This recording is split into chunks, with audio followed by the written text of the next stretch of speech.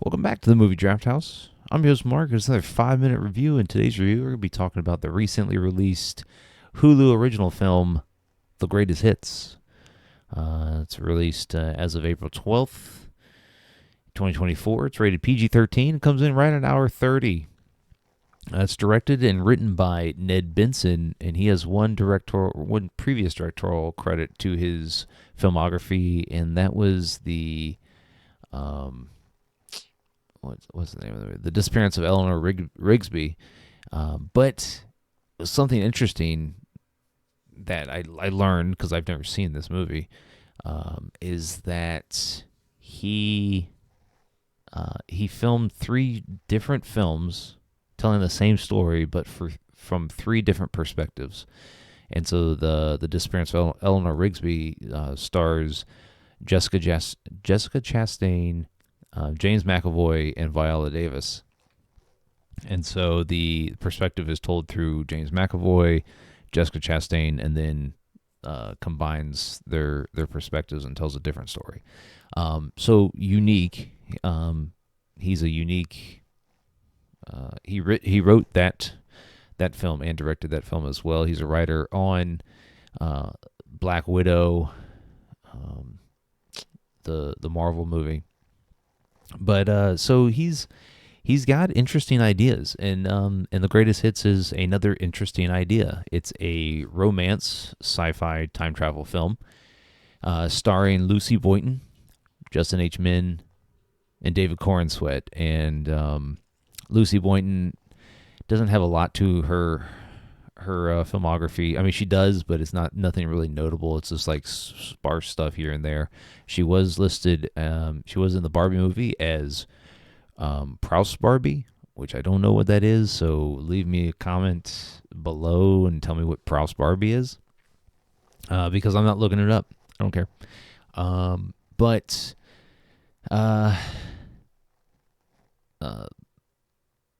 Lucy Boynton plays Harriet, the main character here. She falls in love with a guy, David Cornsweet's character Max, at a music festival, and they fall in love quickly, and then he's killed in a car accident. And so that's within the first 5-10 minutes of the film. There's no spoiler there. So then the film picks up, I guess, like a couple years later, 1 or 2, I don't know. And she's going to grief counseling, but it's like group grief counseling. It's like AA, but for grief. And she meets Justin Min's character, David, there. Well, she doesn't meet him, but they're at the same meeting. And then one day she goes to a record store. She bumps into David, and they grab the same record. It's a vinyl record store.